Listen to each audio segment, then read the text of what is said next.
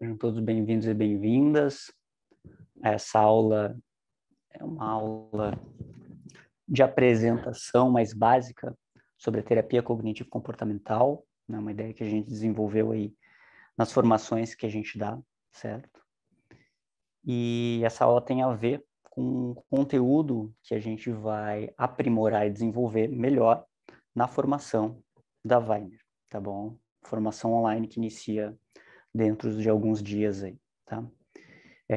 Eu sou Fernando Raim, sou psicólogo, estamos juntos aqui com o Ivaldo e com o Joseph, da área acadêmica e comercial. Qualquer dúvida que vocês tiverem, podem utilizar o chat, seja dúvida sobre a aula ou sobre o curso que vai ter, que a gente responde para vocês, tá bem? Então, eu vou abrir o chat aqui para tê-lo visualizado.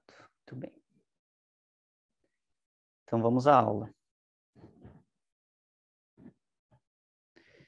Como eu já disse, uma breve apresentação, né? Sou Fernando Raim, sou psicólogo clínico, atuo na Weiner Psicologia, né? Tenho mestrado pela PUC, formação em terapia cognitivo-comportamental, terapia racional emotiva, comportamental, não é muito vista aqui no Brasil, mas é a terapia do Albert Ellis, que junto com Aaron Beck foi o fundador da TCC.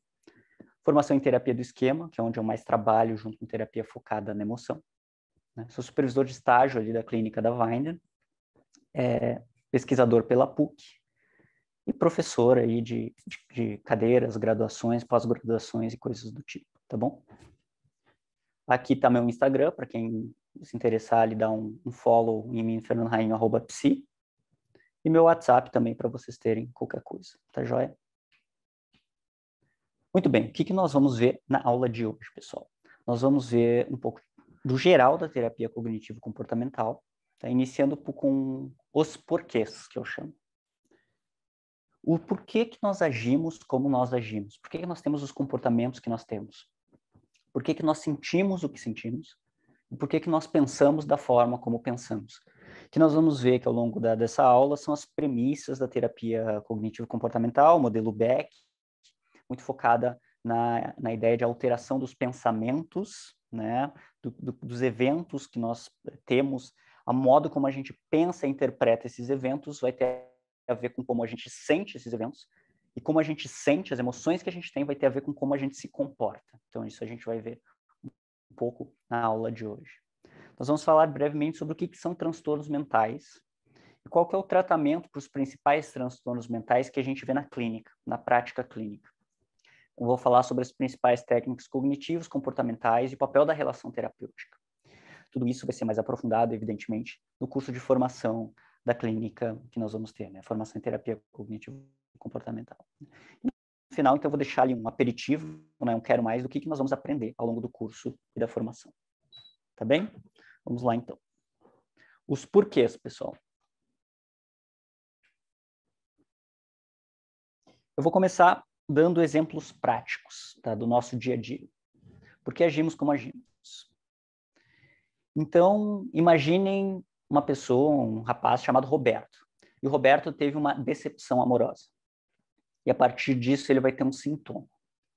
Então, aqui está o Roberto. Olha que bonito que é o Roberto, né? Bem desenhadinho. E o Roberto gosta da Cíntia. Então, o Roberto, de repente, ele convidou a Cíntia, que é sua colega de trabalho, vamos dizer assim, convidou a Cíntia para sair, para um jantar, para sei lá, tomar um chopp, seja o que for, tomar um café, um flerte que vocês acharem melhor. Aí ele convidou a Cíntia, mandou flores, não sei. Ele convidou, tentou flertar com a Cíntia de alguma forma, porque ele estava interessado nela. E a Cíntia rejeitou esse convite. Se é outra hora, ou não é muito interessante, sei lá, deu um fora nele. A partir desse fora, o Roberto começou a apresentar dificuldades de superar essa rejeição. Então, digamos que ele tinha uma certa relação com a Cíntia, digamos que ele era amigo da Cíntia, ele teve abertura com a Cíntia, eram colegas de trabalho, e aí ele resolveu, vou dar em cima da Cíntia aqui, não rolou, a Cíntia rejeitou ele. E essa rejeição começou a ficar marcada para o Roberto, ele não consegue superar essa rejeição. E daqui a pouco já se passaram alguns meses. E todo lugar que o Roberto vai, ele lembra da Cíntia. Ou digamos, vamos trazer a história um pouco mais para a realidade, o Roberto e a Cíntia ficaram algumas vezes. E daqui a pouco o Roberto quis namorar com a Cíntia e a Cíntia não quis. A Cíntia escolheu outra pessoa, disse que prefere ficar solteira, disse que não é o momento dela agora, que ela está sendo um relacionamento complicado, sei lá o que ela respondeu. Não quis namorar com o Roberto. E aí passam-se muitos meses e todo lugar que o Roberto vai, ele lembra da Cíntia. Ele não consegue superar. E o Roberto, a partir disso, não tem mais vontade de tentar outros relacionamentos, depois das ficadas com a Cíntia, né? Ele só quer saber da Cíntia. E o Roberto fica preso ao passado. Ele tem um comportamento que a gente chama de ruminativo. Ele fica pensando o tempo inteiro, ruminando. Ah, a Cíntia isso, a Cíntia aquilo. Eu nunca mais vou achar alguém assim como a Cíntia, a Cíntia, a Cíntia, a Cíntia, a Cíntia, a Cíntia. Fica só a Cíntia na cabeça dele. Guardem esse exemplo. Esse é um sintoma. Então, nós estamos falando dos comportamentos que as pessoas podem apresentar. Olha, do Roberto, ele tem um comportamento, um sintoma ruminativo. Pode ser que o Roberto chegue para terapia, chegue para vocês, futuros terapeutas, e digam: fulano, senhor terapeuta, doutor, eu estou sofrendo demais porque eu não consigo superar a Cíntia. Isso acontece, vai aparecer na clínica de vocês. Então, é um sintoma a partir de um comportamento. Guardem esse exemplo. Vamos para outro que pode acontecer, o exemplo da Júlia e seu estado constante de tensão, de inquietamento. Tá bem? Tá aí a Júlia, tá? E a Júlia, na verdade, ela não tem nada de específico acontecendo na vida dela. Não teve nenhum término, ninguém faleceu, não teve uma traição, uma perda de emprego, tá? Tá tudo ok. Os estudos dela daqui a pouco vão bem, obrigado, tá tudo ok. Mas, olha o sintoma, a cabeça da Júlia tá sempre, a gente chama aqui, é uma expressão a 1000 por hora, ou seja, tá sempre processando, tá sempre pensando várias coisas ao mesmo tempo. Como se fosse um carro que tá com freio de mão puxado, o acelerador lá embaixo, o pneu fica girando, girando, girando, girando. Essa é a cabeça da Júlia. Ela tem dificuldades para relaxar. Então, o corpo dela vive tenso, porque a cabeça dela está sempre cheia de pensamentos. Então, ela tem bruxismo, que é roer os dentes, ranger os dentes, né? Dores nas costas. Então, Júlia tem um cansaço físico e mental crônico. Ela está sempre estressada. Guardem o caso da Júlia, também é algo que aparece na clínica. O Roberto, um paciente mais triste. A Júlia, uma paciente mais ansiosa. Sintomas que vão aparecendo. E aí, por fim, nós temos o Arthur. O Arthur tem um jeito explosivo. Vamos ver o sintoma do Arthur. Tá aí o Arthur, barba feita, bonito, né? O Arthur, digamos que o Arthur ele faz estágio em escritório de advocacia, tá? Ele tem bastante potencial, é um cara inteligente, mas ele também é conhecido pelo seu jeito explosivo de ser.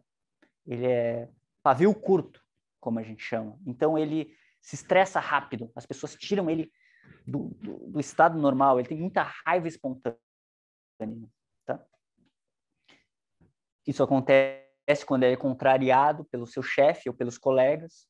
Então, o chefe pede fazer um trabalho, diz que não ficou bem feito, ou o Arthur manda um e-mail, o chefe não leu, ou um colega diz que não vai almoçar com ele, alguma coisa assim.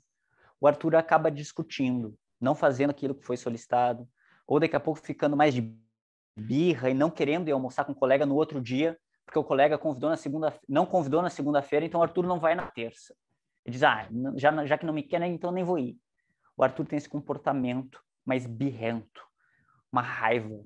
Então, ele discute com os outros, ele vai lá e diz, pô, chefe, tu não leu meu e-mail? Eu te mandei semana passada. Entra quando o chefe está ali na sala dele. Tá?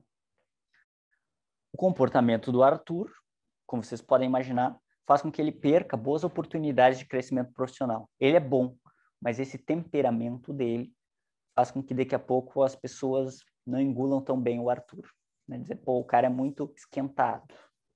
Esse é um sintoma. Comportamento do Arthur de dificuldade de controlar a raiva ou lidar com a raiva. Isso pode aparecer. Então, o paciente chega para vocês e diz, doutor, eu estou tendo muito prejuízos porque eu sou muito explosivo, eu sou muito briguento, os outros não me compreendem, eu sempre me arranjo confusão. é um caso que vem para terapia, sintoma das ações comportamentais dele que causam prejuízo. Tá bem? Então, nós temos 3 personagens hipotéticos aqui que acontecem na vida real. 3 sintomas diferentes, né? Roberto mais triste. No segundo caso, nós temos uma ansiedade da Júlia. E no terceiro, o Arthur, que é mais irritado, tem raiva. E por causa da raiva, ele faz comportamentos mais, assim, explosivos, agressivos.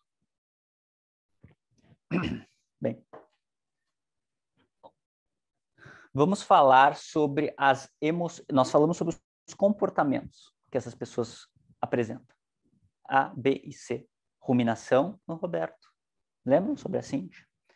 O segundo, sobre a Júlia. Ela fica tendo pensamentos a toda hora e daqui a pouco ela faz checagens por causa dessa ansiedade. Ela está sempre tentando ter o controle, comportamento, ela fica ansiosa e fica, e se alguma coisa der errado, e se isso acontecer, e se aquele outro acontecer, eu já vou falar mais sobre a Júlia. Eu sei que eu estou dando spoilers. Mas ela fica o tempo inteiro tentando checar, controlar tudo, para tudo dar certo. E o Arthur, ele tem esse comportamento de desafiar os outros, de brigar com os outros. Por que que eles têm esses comportamentos? Ponto de interrogação. Por causa das emoções que eles sentem. Então, me acompanhe. O Roberto, ele quer ter a Cíntia a qualquer custo, como a gente já falou. Ele só pensa na Cíntia. Ele sente tristeza. Tá? Então, o sentimento que ele tem de tristeza vai ter a ver com o comportamento que ele começa a executar. Ruminação.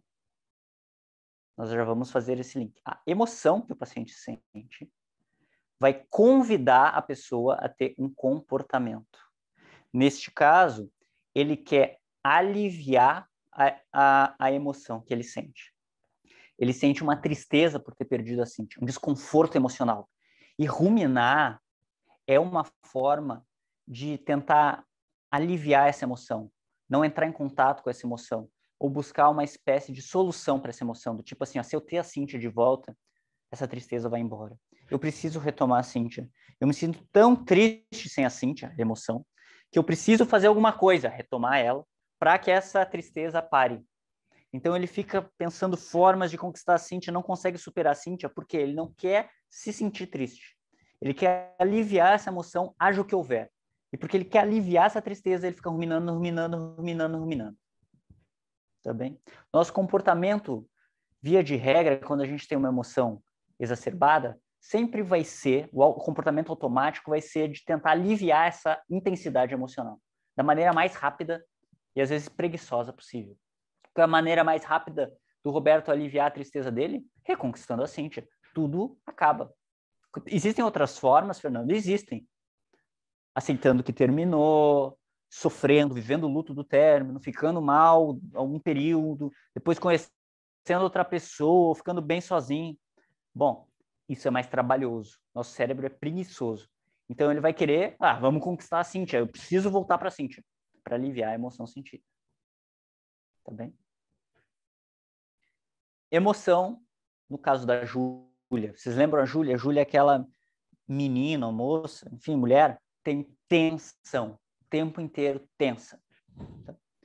Então a Júlia, ela tenta prever cenários para que tudo dê certo. Ela quer estar no controle o tempo inteiro sobre o trabalho dela, sobre as situações, sei lá, academia, sobre se vai chover, se não vai chover no feriado, sobre se ela vai passar ou não vai passar de ano, ou se ela vai ser ou não vai ser promovida no escritório, ou se vão gostar ou não vão gostar dela. Ela está sempre o tempo inteiro pensando coisas, que a gente vai ver mais adiante, gera um estado de ansiedade, uma emoção, ansiedade. Porque ela tem ansiedade, ela tem comportamentos que vão fazer o quê? Tentar aliviar a ansiedade. Tá? Ela tem ansiedade, é medo de sentir medo. É medo que as coisas deem errado. Isso é ansiedade. Eu me projetar no futuro e ter medo que as coisas deem errado. Não é verdade? Então, ela tem tanto medo que as coisas deem errado, ela sente tanta ansiedade, que ela quer aliviar essa ansiedade. Qual o jeito mais preguiçoso, rápido que o nosso cérebro, o nosso corpo arranja? Olha, eu tenho que prevenir que coisas erradas aconteçam. Porque eu tenho tanto medo que isso aconteça que eu tenho que prevenir. Se eu tiver tudo sob meu controle, eu não sinto tanta ansiedade assim. Porque estando tudo sob meu controle, eu sei que não vai dar errado. Assim é o jeito do ansioso. Então, comportamento. Fica fazendo checagens de situações, seja passadas, do tipo, será que eu interagi bem com fulano? Eu conversei com fulano, será que ele gostou de mim? Será que ele não gostou de mim? Será que isso que eu disse faz sentido? Será que isso que eu disse ele me achou burra, não me achou burra? Né? Ou que estão por vir. Amanhã eu tenho uma reunião. Ai, nossa, o que será que vão pensar de mim? Será que eu vou travar? Ai, meu Deus, será que vão gostar da minha apresentação? Mas e aquele slide? Será que se eu travar naquele slide vai dar certo? E ela fica tentando daí repassar a apresentação, comportamento, eu vou revisar a apresentação uma vez mais, eu vou garantir que o slide está bem entendível, eu vou tentar decorar isso, esse é o comportamento. Ela fica ali tentando prever tudo que vai acontecer. Todo esse estado de tensão também vai para o corpo dela, então ela arranja os dentes, ela tensiona os músculos, ela tenta estar o tempo inteiro no controle, diminuir as chances que as coisas deem errado. Para quê? Para aliviar essa ansiedade. Ela quer baixar esse estado de tensão. Nosso corpo é assim. Nosso corpo, quando está no estado de tensão, ele quer o alívio daquilo. Ele vai buscar o alívio daquela intensidade. E assim a gente funciona. Então, a gente vai vendo que os nossos comportamentos, não todos, mas muitos dos nossos comportamentos vão ter a ver com a busca de alívio das emoções ou intensidades de cargas tensionais que nós estamos sentindo no nosso corpo. Da mesma forma, pessoal, que se o corpo de vocês estiver com fome, ele vai buscar comida. Ele vai convidar vocês para ter o comportamento de ir lá abrir a geladeira. Não é um gesto consciente, mas estando com fome, a barriga vai roncar e vocês vão até a geladeira. Tendo uma tensão emocional, vocês vão buscar um comportamento, muitas vezes automatizado, de tentar aliviar isso. Tá bom? Vamos ver a emoção do Arthur, então. A emoção do Arthur, que é um cara que estoura fácil, discute com chefe e colegas, é raiva.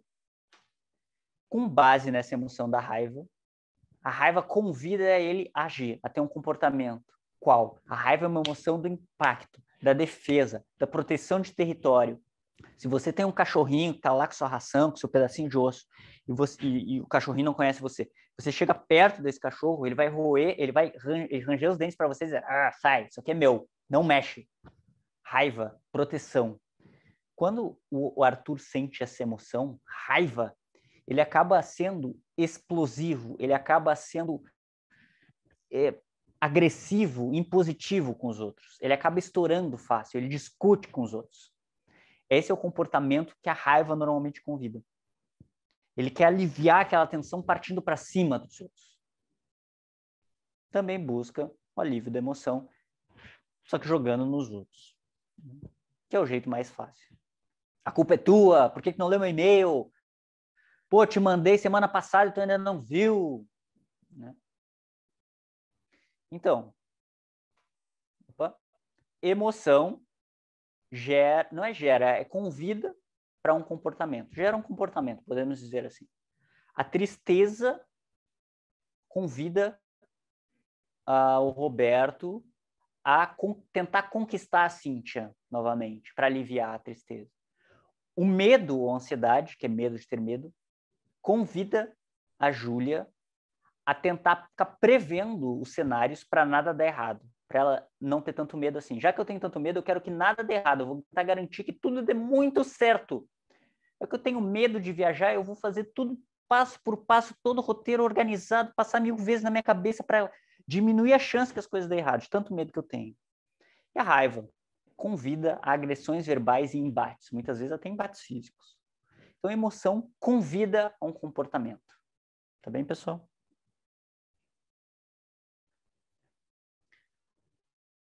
As emoções convidam a ação.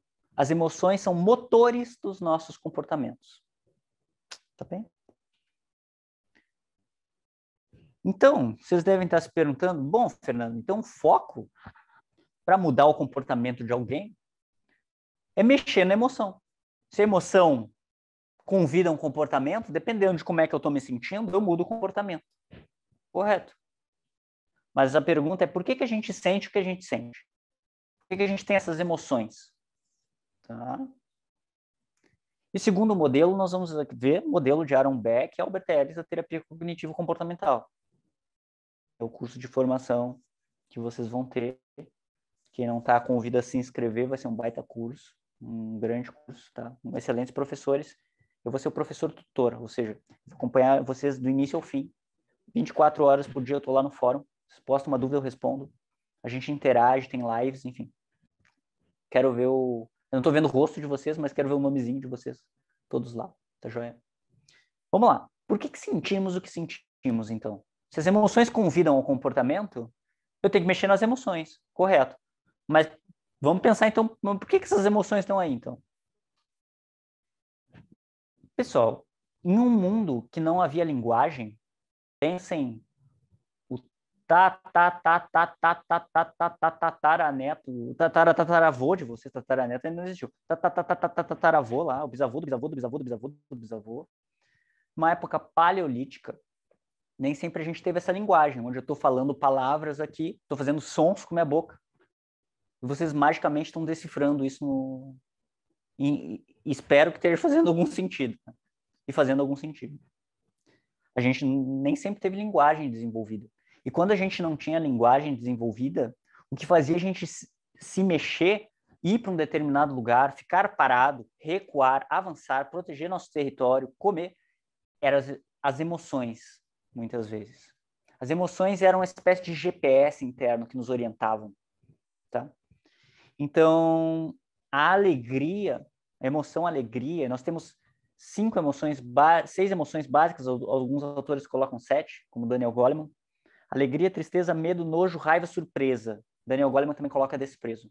Alegria, tristeza, medo, nojo, raiva e surpresa. Todos têm essas emoções. Todos nós, em qualquer parte do mundo, temos essas emoções. Por quê? No mundo ancestral dos nossos ancestrais, então é o que está na gente, está no nosso corpo, está no nosso DNA. As emoções faziam a gente navegar quando a gente não tinha linguagem. Tipo, ô fulano, não vai lá, é perigoso. Não tinha essa fala. Eram as emoções que faziam que eu não fosse lá. Então, por exemplo, a alegria sinalizava que nós não somos uma ameaça.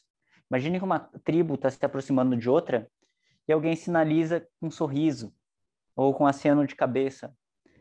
Quando acontece isso, é um símbolo de que aquela pessoa não é perigosa e as pessoas conseguem daí fortalecer os vínculos. É quase o rabinho balançando do cachorro. Vocês já viram um cachorro no parque? Quando eu levo meu cachorrinho no parque, eu vou com minha esposa, eu, ela e o cachorrinho. Quando o cachorrinho encontra outro cachorrinho, eles ficam se olhando e vê se os rabinhos estão balançando. Se o rabinho começa a balançar, sinal verde, eles se aproximam, um cheira o outro, pá, legal. Se não começa a balançar, ele faz uma cara meio fechada, assim, raiva, é sinal de não venha perto. E aí o cachorrinho não vem. Ou seja, o que movimenta o cachorrinho a ir ou não ir? A interação através das emoções. Nós também somos assim. Então a alegria sinaliza que nós não somos uma ameaça. A tristeza sinaliza que nós estamos mal, que nós precisamos de apoio. Tá? Boa noite a todos que estão entrando. Tá? Sejam todos bem-vindos aí. E vão conversando aí no chat, o pessoal vai interagindo com vocês. Tá? Tristeza sinaliza que nós precisamos de apoio, que nós não estamos legal. Faz com que os outros observem a gente e venham nos acolher. Mantém também vínculos sociais, porque nós somos um animal social. Nós vivemos em grupo. Nós não somos programados para viver isoladamente. Nós não somos animais mais rápidos nem mais ágeis da natureza. Como é que a gente conseguiu daqui a pouco vencer essa disputa, né, de território, de cadeia alimentar, convivendo em grupo, sendo um grupo, né? 10 cabeças pensam melhor que uma, agem melhor que uma. Então, a tristeza fazia com que eu não rompesse vínculos. Por isso que é doído romper vínculos. Mesmo que seja com alguém que você não goste tanto. Daqui a pouco tá cansado, namorada, e quer terminar. Mesmo assim, vai dar uma tristeza, porque qualquer rompimento de vínculo dói com a mensagem do nosso corpo dizendo: pô, cara, não diminua alguém do seu grupo no sentido de você tem um a menos, não faça isso. Você é programado para ficar em grupo, né? Então, essa é a ideia da tristeza, nos manter conectados e sinalizar que a gente precisa de apoio. Você já passou por alguém chorando na rua, no shopping, chorando copiosamente? Dá vontade de chegar perto da pessoa e dar um abraço e dizer o que aconteceu. Ou se vocês passam, tem uma criança chorando em algum lugar, sozinha. A maioria das pessoas vai sentir uma emoção reflexa de ir lá e dizer, pô, como é que eu posso te ajudar? Então, essa é a função da tristeza. O medo sinaliza que algo é perigoso. Então, se eu vejo a moita balançando, eu sou lá um homem paleolítico, né, que não tem linguagem, e vejo a moita balançando, eu sinto medo e eu recuo. O medo faz com que eu tenha precaução. O nojo sinaliza que é algo perigoso de se ingerir. Então, coisas daqui a pouco com cheiro forte, que tem a cor esverdeada, amarelada, tudo isso dá uma certa enojada na gente, que é para nós não comermos alimentos que têm bactérias ou potenciais seres que vão nos destruir. Essa é a função do nojo. A gente não tinha linguagem de dizer, olha, Paulo pré-histórico, não coma isso, isso é estragado, não faz bem, eu comi, tive problemas intestinais fortes. Não, o Paulo vai dizer, o outro vai ver, também vai. O nojo faz com que a gente não caia nessa cilada. Tá bem? A raiva é uma emoção importantíssima que a gente vai ver ao longo do curso e da formação em terapia cognitivo comportamental. A raiva, ela é uma emoção que vem quando a gente está tendo o nosso território transpassado, quando a gente se sente violado de alguma forma, injustiçado de alguma forma. Então a raiva, ela faz com que a gente coloque limites. Ei, esse é meu cercadinho, você não pode fazer isso comigo, você não pode me tratar dessa forma, você não pode me abusar assim. É uma emoção que protege. Lembra do cachorrinho? O cachorrinho tá com a sua comidinha lá, se chega alguém abruptamente para pegar a comida do cachorro, ele fala, isso aqui é meu. Ele não tá sendo mal com os outros, ele só quer proteger o que é dele. A raiva vem com essa função. Tá bem? Bem, vamos seguindo. A surpresa sinaliza para onde que a gente deve focalizar a nossa atenção. Então, eu estou aqui dando aula, daqui a pouco acontece um barulho aqui na porta. Bum! Eu vou olhar. A surpresa é tipo assim, presta atenção nisso. É importante. Pode ser que aconteça alguma coisa perigosa. Normalmente vem a surpresa e depois vem outra emoção junto, né? Mas a surpresa tipo assim, qual canal que eu vou estar sintonizado? Tá? Então, por que eu estou falando das emoções básicas aqui? Porque todo comportamento é movido, como eu falei, por uma emoção. A emoção convida a gente a agir. A emoção era o GPS interno que o homem lá, paleolítico, tinha para navegar no mundo. Para ficar em grupo, para daqui a pouco sobreviver ao tigre que estava na moita, para não comer algo estragado. Tá? Esses comportamentos vinham porque a gente sentia uma emoção. Assim como a gente sente fome, a gente vai lá em busca de alimento. O ir em busca de alimento é um comportamento. Por que eu vou em busca de alimento? Porque eu tenho fome. As emoções também nos convidam a ter um comportamento. Mas a pergunta é, falei, mas não respondi, né? Mas por que a gente sente uma emoção? Para o modelo cognitivo, as emoções têm a ver com como a gente interpreta as situações. A maneira como a gente interpreta as situações faz com que nós tenhamos maiores ou menores cargas emocionais. Então aqui vem o pulo do gato, que é a intervenção do terapeuta cognitivo comportamental, né? Ela vai ser primordialmente na forma como o sujeito interpreta as situações. Porque a forma como o sujeito interpreta as situações vai aumentar ou diminuir uma emoção. E uma emoção alta ou baixa, normalmente alta, vai convidar um comportamento. O paciente vai chegar em terapia com um comportamento disfuncional, normalmente uma queixa. A gente vai tentar entender aquele comportamento com base numa emoção que ele sente. Mas aquela emoção vai ter a ver com como ele interpreta a situação. Então, vou dar o exemplo dos nossos 3 personagens. Se eu esquecer o nome dos personagens, me perdoe, porque eu passei o dia inteiro hoje atendendo, já estou meio gagada das coisas, tá? Mas é o Roberto, a Júlia e o Arthur, né? Vou dar um exemplo na linha que a gente estava falando, sobre o Roberto, a Júlia e o Arthur. Então, olha só que legal, gente. Me acompanha aqui, isso é importante, ó. Olha só que legal. Lembrem, o comportamento do Roberto é ruminação. Ele sente tristeza, né? Ele rumina, tentando, eu tenho que voltar com a Cíntia, só a Cíntia vai salvar minha vida, porque ele sente tristeza. Ele quer aliviar essa tristeza a qualquer preço. Por isso que ele rumina. Por que ele sente tristeza? Isso é uma boa pergunta. Ele terminou com a Cíntia. Alguém vai dizer, porque, Fernando, tu falou que emoção tristeza vem quando tem um rompimento. Correto. Mas já fazem 6 meses, eles ficaram uma vez só. Ou eles nem ficaram, eram só amigos.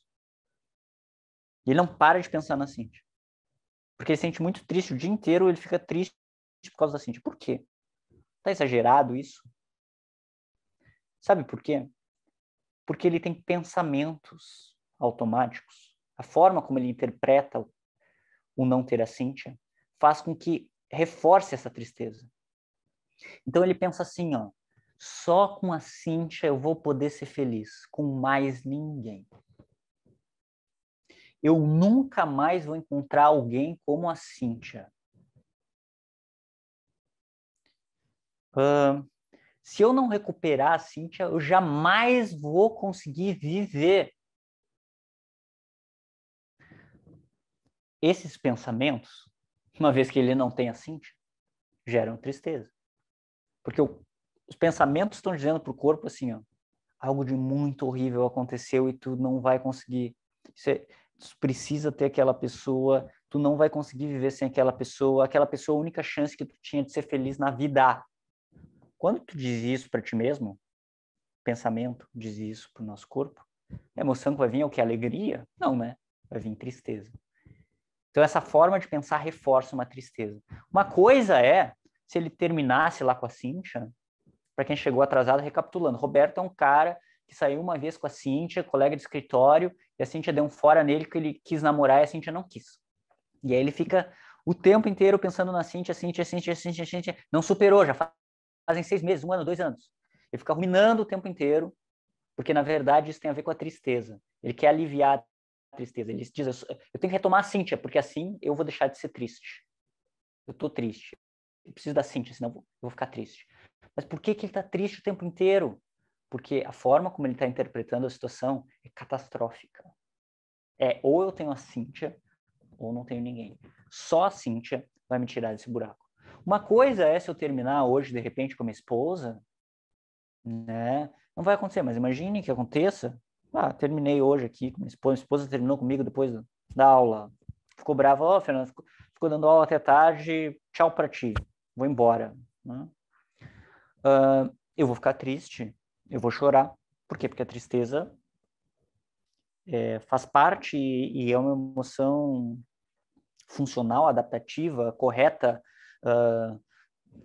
de eu sentir dado esse término, na verdade. Agora, digamos que passou 15 anos e eu digo, puxa, ela me largou. O nome da minha esposa é Cíntia, por isso que eu botei o personagem de Cíntia. Sou uma pessoa bem criativa. A Cíntia me largou, né? Não só com... Pô, eles vão dizer, mas faz 10 anos, né, Fernando? Agora imagina que a Cíntia termina comigo e eu penso assim, que ruim terminar, a gente tinha um projeto pessoal, vou sentir falta dela. Mas sou um cara legal, também, daqui a pouco vai passar, eu vou arranjar outras pessoas também. Não agora eu não quero ver ninguém, mas daqui a pouco a vida segue no seu tempo. Sei que a Cintia era especial pelo tempo que a gente tinha, mas que eu posso ter outras trocas tão boas quanto com outras pessoas. Conseguem ver esses pensamentos? Esses pensamentos não vão jogar a tristeza lá em cima. Porque são pensamentos, para o modelo cognitivo, se chamam mais adaptativos. Se eu pensar, não, só a Cíntia vai me salvar. e eu não tenho a Cíntia, a tristeza vai lá em cima. Né? Então, o pensamento tem a ver com a emoção. E a emoção tem a ver com o comportamento. Que, no fim, é o que a gente quer mudar. Vamos ver o caso da Júlia? Olha só. E se meu namorado não gosta de mim? E se eu for demitida? E se meus pais morrerem? Estão bem agora, mas se eles morrerem agora? Pensamentos geram um estado emocional, ansiedade. Pô, se eu ficar pensando, tem um casamento para ir no final de semana, a gente vai pegar uma van. Nossa, se essa van bater e todo mundo morrer? E se estiver chovendo muito, tiver um acidente? E se der tudo errado? E se a gente morrer nesse acidente? Se eu ficar tetraplégico nesse acidente na van? Como é que eu vou me sentir? Ansioso. Os pensamentos eliciam a ansiedade. O que eu faço com essa ansiedade? O comportamento. Qual o comportamento que a Júlia tem? Ela busca ter controle. Então, ela tenta ficar checando até a previsão do tempo para ver se vai chover ou não. Ou daqui a pouco ela até evita, pode ser um comportamento evitativo. Vamos dizer que ela evitasse pegar a van, não vai no casamento porque é muito perigoso. Ou ela fica tensa por causa desses pensamentos, o corpo dela fica tenso, ela tem bruxismo.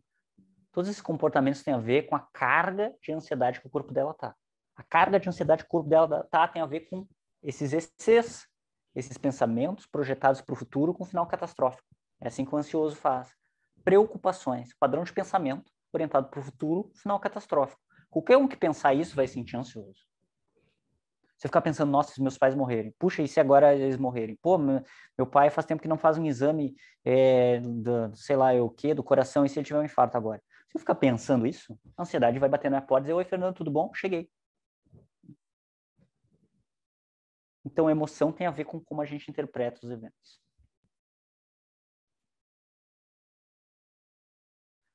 Por último, o Arthur, né? Lembrem do Arthur, para quem chegou mais tarde, Arthur é um rapaz com uma barba bonita, que nem a minha. O Arthur, ele é um cara que trabalha no escritório de advocacia, com muito potencial, mas ele é muito agressivo, ele discute, ele entra na sala do chefe, diz, chefe, tu não leu meu e-mail, tu tá me ignorando. Ele não sai para almoçar com os colegas porque os colegas não convidaram ele para almoçar no dia anterior, coisas desse tipo. Então, ele tem comportamentos de agressão, de discussão. O que tem esse comportamento tem a ver com o que a gente já viu? Raiva. Por que o Arthur sente raiva? Percebam, eu acho que eu vou dar spoilers aqui, mas azar, eu não lembro se eu coloquei isso no slide. Esse tipo de terapia, terapia cognitivo-comportamental, ela foi tirada, a parte cognitiva foi tirada, os preceitos da filosofia estoica. Estoica é estoicismo. Estoicismo é Marco Aurélio, Sêneca e Epíteto, pelo menos os estoicos que a gente tem conhecimento, né? Tiveram outros, mais famosos esses. E uma frase de Epíteto é: não são os eventos em si, não são os fatos em si, mas a forma como a gente interpreta os fatos que nos causa sofrimento. Então, pessoal, é o seguinte: se eu mandar um e-mail para o meu chefe e ele não responder, necessariamente eu vou sentir raiva? Depende. Do quê? De como eu vou estar interpretando essa situação. Se eu interpretar dizendo, porra, ele deve ter lido e tá tirando onda com a minha cara. Ele não quer me responder porque ele tá achando que eu sou um babaca. Provavelmente eu vou sentir raiva. Porque a raiva é uma emoção protetiva. Eu tô aqui dizendo, olha aí, te protege, os caras estão tirando onda com a tua cara. Vem a raiva e dizer, deixa comigo, vou tomar uma ação. E aí tem um comportamento de partir para cima. Se o mando de chefe ele não lê, manda e-mail pro chefe ele não lê, e eu penso, puxa, meu chefe deve estar atarefado. Eu vou sentir raiva? Não. Vou sentir um estado de neutralidade. Isso vai mudar o meu comportamento. Eu não vou entrar na sala do chefe e dizer, e aí, tu não leu meu e-mail? Porque eu digo, pô, ele deve estar ocupado. Ok, aguardo. Entendem? Faz sentido até aqui, pessoal? Espero que sim. Se tem alguém dormindo, por favor, acorde. Tá? Brincadeira, pode dormir. Ó, pensamento gera uma emoção que gera um comportamento. Tenho que defender minha honra. Raiva. E tá achando que eu sou um idiota. Tá tirando com a minha cara. São pensamentos que vêm a raiva para proteger. Então, a linha de trabalho que a gente vai desenvolver e aprender ao longo do curso de formação, né, é que os pensamentos, não, ó, lembra do epíteto, não são os fatos em si, mas a maneira como a gente interpreta os fatos que nos causa sofrimento. Então, não são as situações em si, não é o término em si, mas a interpretação que o Roberto faz do término, a interpretação que a Júlia faz lá da viagem, a interpretação que o Arthur faz do chefe que não respondeu o e-mail. Pensamento gera uma emoção, que gera um comportamento. Só posso ser feliz com minha ex. Não tenho minha ex, me sinto triste. Preciso aliviar isso tentando conquistar ela de volta. Algo vai dar errado, medo. Tenta prever cenários o tempo inteiro para que algo não dê errado. Estou sendo injustiçado, raiva. Ele vai lá e se defende. Tá. Ah, olha, acordadíssimo. Gostei do feedback. Gostei do feedback. Temos uma pessoa que está acordada na aula. Vamos lá. Então, olha só. A mesma situação pode despertar interpretações diferentes, dependendo da pessoa. Digamos que eu estou dando... Ó, eu dei esse exemplo, mas por acaso eu nem lembrava que tinha colocado isso no slide. Até porque eu nem estou olhando o rosto de vocês. Eu faço essas piadas justamente para o pessoal ficar... Quando a gente dá aula, a gente tem que mudar a entonação, ficar fazendo gestos para lá e para cá. É muito diferente do meu eu terapeuta, que é uma pessoa mais centrada, mais calma. Mas se eu ficar fazendo isso o tempo inteiro, aí sim vocês dormem em 5 minutos, tá? Então uma aula tem que ser dinâmica. Eu faço piadas, etc. Mas eu não sabia que eu tinha colocado isso nos slides, tá? Qual é a piada? Qual é a situação? Imaginem que eu estou dando aula, ou alguém está dando aula presencialmente, tá? E tem uma aluna dormindo. Sei lá, tem 30 ligados ali e um dormindo. 30 prestando atenção e um dormindo. O professor A pensa o seguinte: poxa, o aluno está dormindo na minha aula. Sou um fracasso de professor. A aula deve estar horrível. Está tão desinteressante que a pessoa está dormindo. Está tão cansativa a minha aula que a pessoa está dormindo. É isso. Eu não sirvo para ser professor. O professor B pensa o seguinte: olha só, tem alguém dormindo na minha aula. Ele deve estar cansado. Será que ele dormiu tarde, na noite anterior? Porque a aula é 7 da manhã. Aí é foda. A aula é 7 da manhã, será que ele dormiu bem? Será que ele foi numa festa? Interpretações diferentes. Para o mesmo evento. O evento é o mesmo. Alguém dormindo. A forma como o professor A e B interpretam é diferente. A emoção que eles vão sentir é diferente. Se eu penso, puxa, eu sou um fracassado, tem alguém dormindo, eu sou um bosta, vai sentir triste. Oh, será que o aluno dormiu tarde? No máximo, ele vai sentir um tom de curiosidade, mas não vai se sentir triste, concordam comigo? Que a interpretação é diferente. Lembre de epíteto, não são os fatos em si, mas a forma como a gente interpreta os fatos que nos causa sofrimento.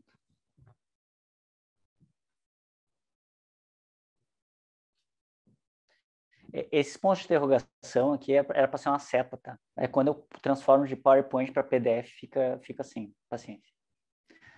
E ó, pensamento gera uma emoção que gera um comportamento. Sou um fracasso, tristeza. O que eu faço?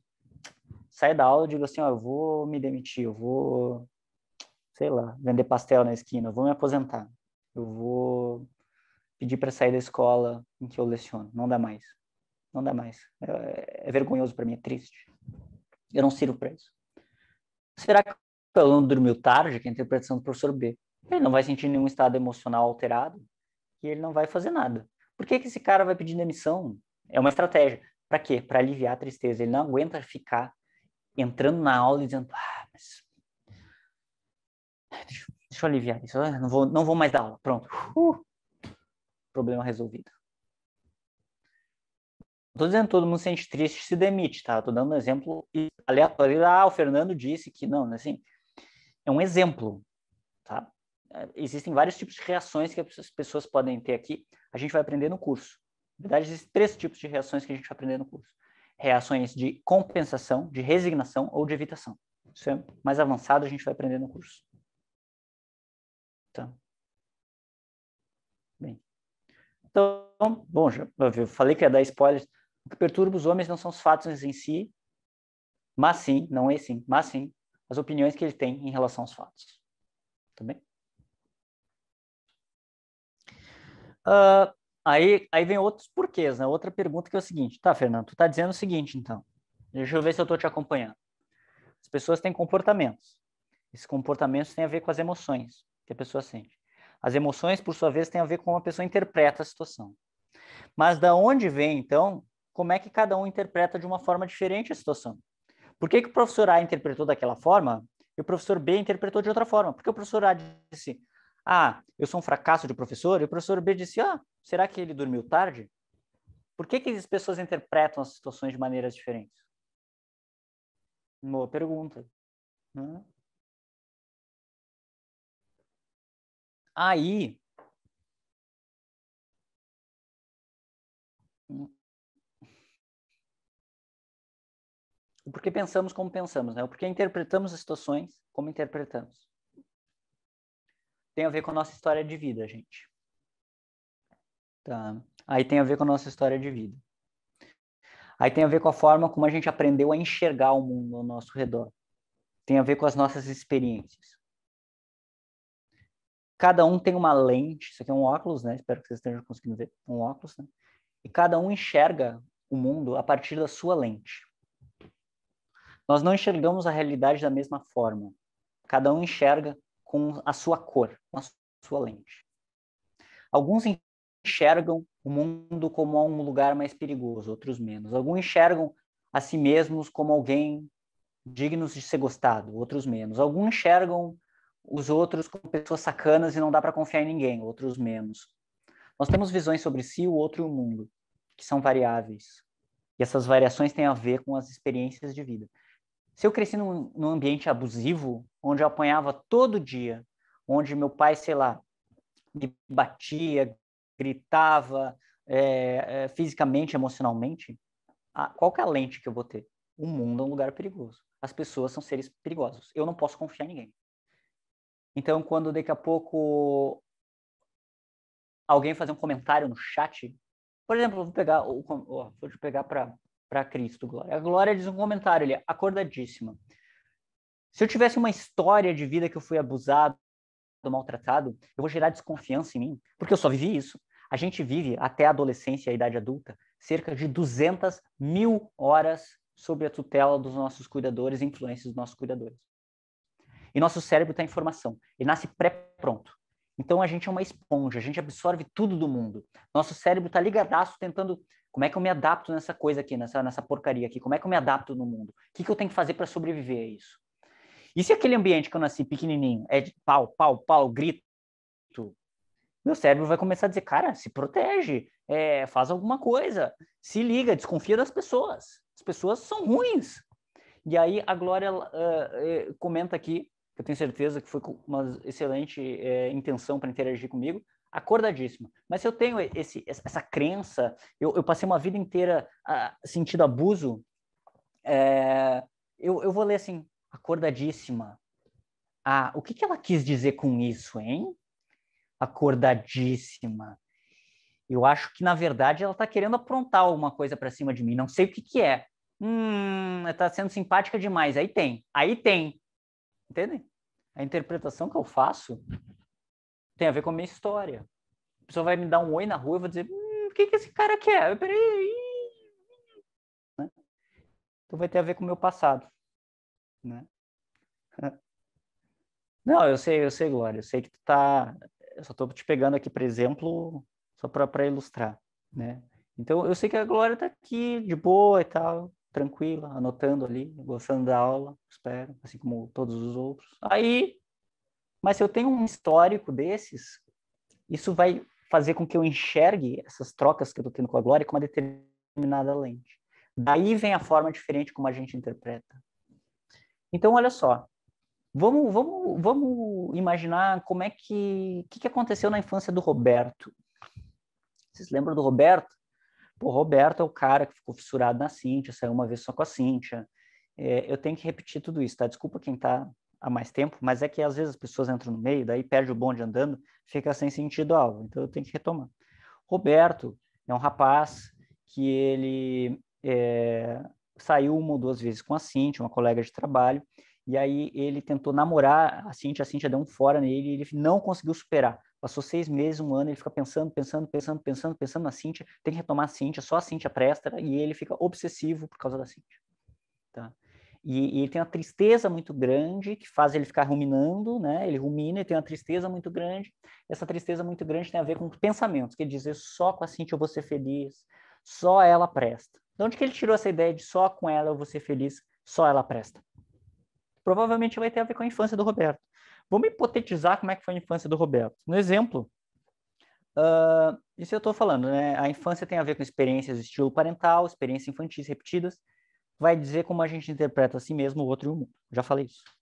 Então imagine que a infância do Roberto é o seguinte, o Roberto tinha pais ausentes emocionalmente, uma infância solitária, aqui ó, o Roberto sozinho, brincando sozinho ali, ó, tadinho do Roberto, tá vendo? Carrinho, sozinho, o pai e a mãe não brincavam com ele, o pai e a mãe passavam o dia inteiro fora trabalhando, não brincavam nunca com ele, ele ficava sozinho em casa, ele não tinha amigos, o Roberto, nunca teve trocas, tá? Então ele começou e passou uma infância assim muito privada, tadinho do Roberto, só ele com ele mesmo. Então as experiências infantis dele foram essa. Não teve muitas trocas, ficava ele quietinho na dele. Ele começou a interpretar: o mundo é um lugar solitário. Eu sou alguém diferente, eu não me encaixo. Todo mundo, todos os coleguinhas do colégio têm trocas e eu fico no meu quietinho. Eu sou meio esquisito, meio diferente. As outras pessoas são distantes, ninguém é próximo, ninguém troca comigo. Tá? Essas são as experiências que o Roberto teve na infância. A minha infância, diz ela. Não, assim, todo mundo teve esse nível de privação, tá? Nesse nível, eu digo assim, teve um pouquinho de privação. Super comum, tá? Aí,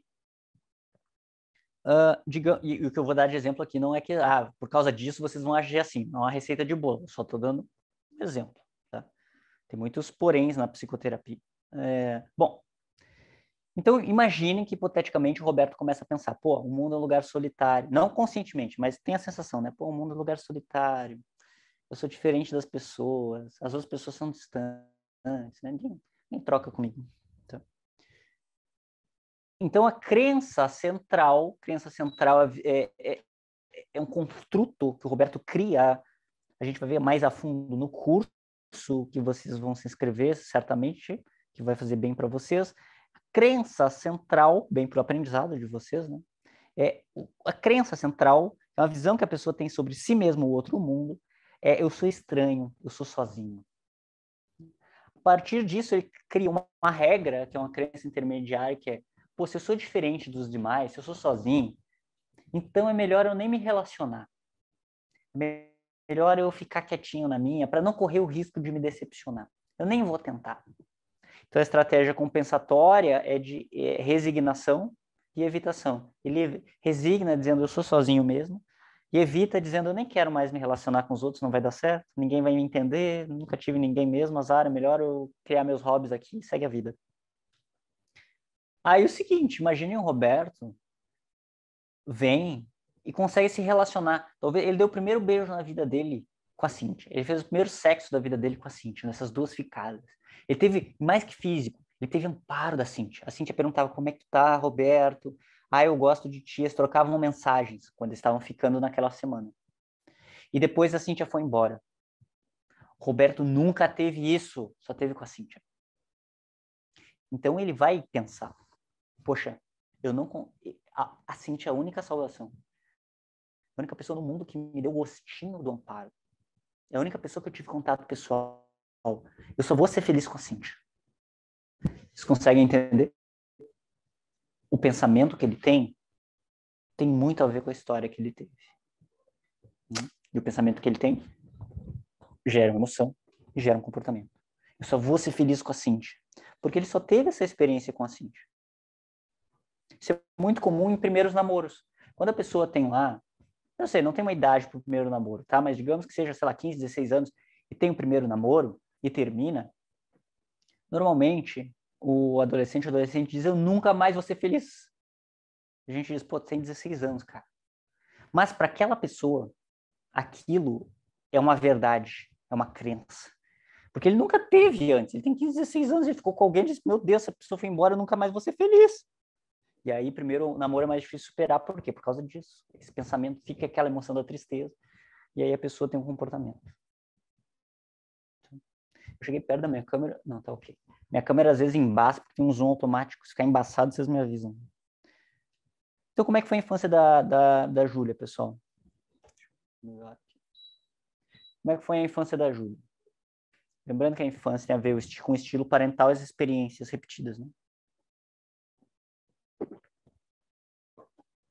A infância da Júlia foi uma infância que é o seguinte. Os pais da Júlia eram super protetores. Os pais do Roberto eram ausentes emocionalmente, distantes, frios. Os pais da Júlia eram presentes e super protetores. Era o contrário. Então, a Júlia, ela não podia ir na piscina no verão, porque a mãe achava perigoso. Então, a mãe dizia, Júlia, tu não tá indo na piscina, porque se tu for na piscina, tu pode escorregar naquela borda e tu vai cair de cabeça, e tu vai bater a cabeça, e tu vai parar no hospital, e tu vai ficar tetraplégico. Eu conheço gente que isso aconteceu. Dizendo isso para uma criança de 8 anos. Júlia, é perigoso. Cuida, protege, porque senão aqui, ó, a equipe médica já está te esperando fazer cirurgia. Júlia, eu não vou te dar uma bicicleta no Natal, porque é perigoso andar de bicicleta. Quando tu sair de bicicleta na rua, um caminhão pode passar por cima de ti. Então, a gente não quer que isso aconteça. A gente não quer que tu morra, que tu fique tetraplégico. Isso são frases que os pais dizem, às vezes, para as crianças. Pais ansiosos, super protetores. Acabam passando essa mensagem. Qual mensagem? A mensagem que o mundo é um lugar horrivelmente ameaçador, incerto e perigoso. Não que não seja um determinado ponto, gente. Não que não seja, coisas ruins acontecem. Agora, na cabeça do ansioso, a probabilidade é assim, ó, 90% de chance de acontecer merda a qualquer instante. E vai acontecer. Eu vou botar o pé na rua, meu Deus, vai vir um caminhão, vai passar por cima de mim. Ele tá ali, ó, esperando. Então, o mundo é um lugar muito perigoso. E mais que isso, a mensagem que foi passada pelos cuidadores era assim, ó, não foi uma mensagem de suporte, de autonomia e desempenho reforçados, que é, vai lá, filho, tenta. E o filho vai lá, tenta, cai no chão, rala o joelho, dói. A mãe pega e diz, tudo bem, vamos limpar, pô, doeu, que ruim, dá um abraço, tenta de novo, vamos lá, a gente consegue. A criança não foi ensinada de que ela pode tentar errar e que tá tudo bem, que ela levanta e segue. Foi colocado numa redoma de vidro que diz assim, cara, se der errado eu não vou conseguir tolerar isso, vai ser insuportável, né? Eu não tenho estrutura. Então, isso gera na Júlia aqueles pensamentos.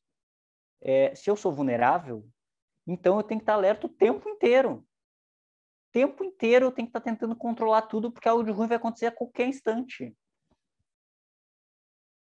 Minha mãe era assim, agora está sofrendo mais ainda, porque agora eu sou ativista em defesa de pessoas privadas de liberdade. Novo ambulante da Folha. Assim, na psico, né?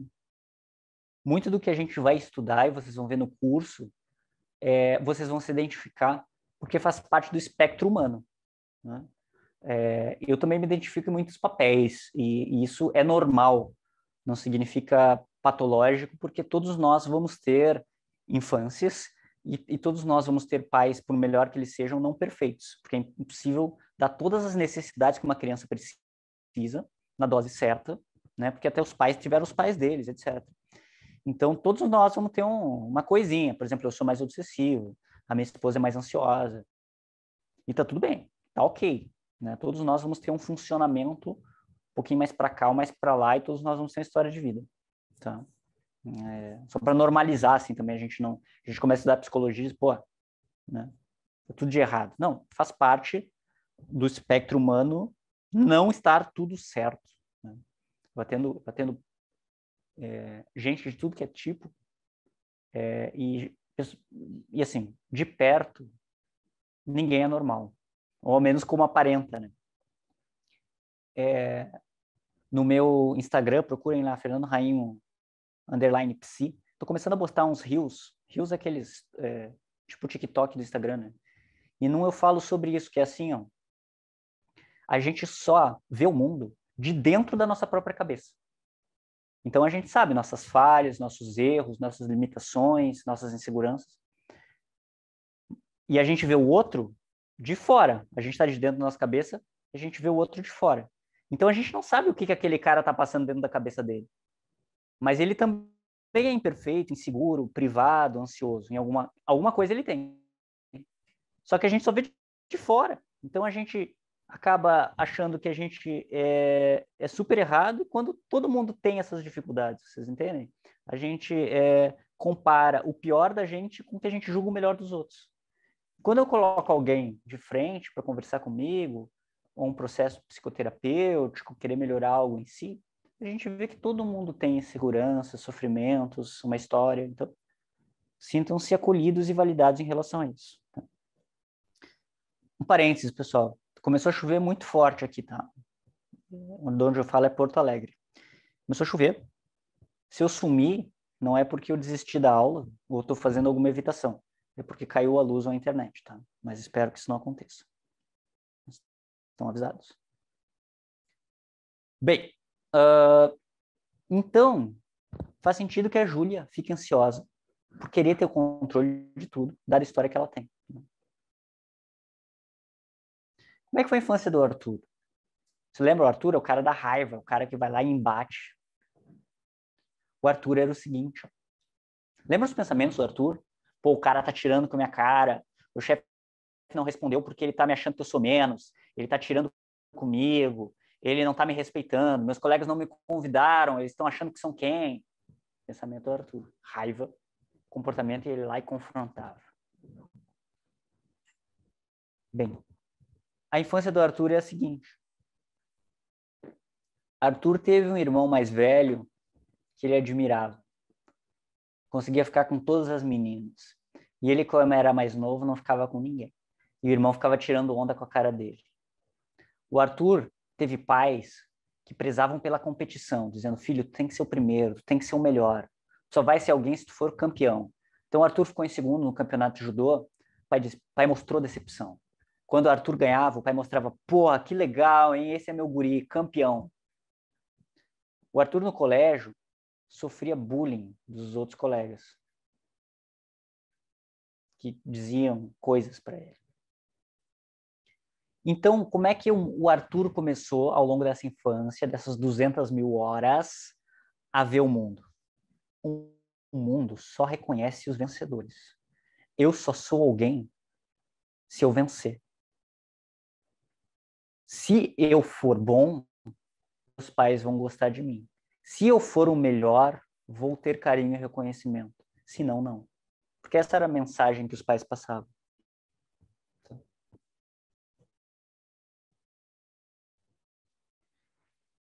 Então, a crença do Arthur era, eu não sou digno de ser gostado por quem eu sou. Eu preciso desempenhar para mim.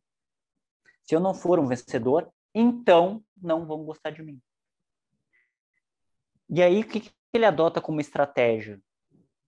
Tentar ser o melhor, tentar ser o campeão. Porque era isso o melhor que ele conseguiu fazer lá atrás para os pais gostarem dele. Ele só tinha reconhecimento do pai quando ele era o primeiro no campeonato de judô, não o segundo.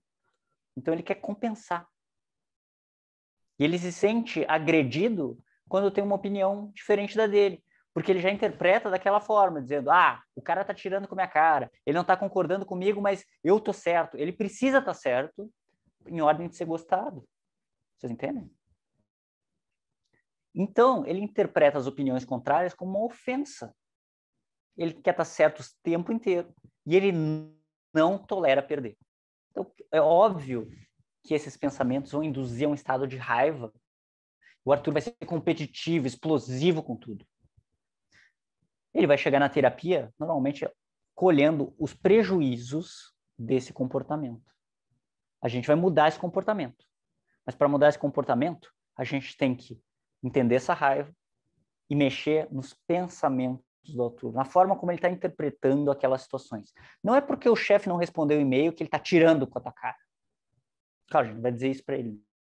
A gente vai fazer, e através das técnicas que a gente vai trabalhar no curso, ele perceber que existem outras formas alternativas de pensar que essa. Tá bom? Isso vai fazer com que a raiva diminua. A raiva diminuindo vai fazer com que ele não tenha o comportamento explosivo que ele tem. Então, na infância, deixa eu ver se eu pulei, não. Na infância, dadas as vivências repetidas, nós vamos criando crenças, representações mentais da realidade. A partir dessas crenças, nós vamos consolidando formas de ver, de agir perante o mundo, para nos adaptarmos a essa realidade. Então, tudo isso que eu estou trazendo aqui.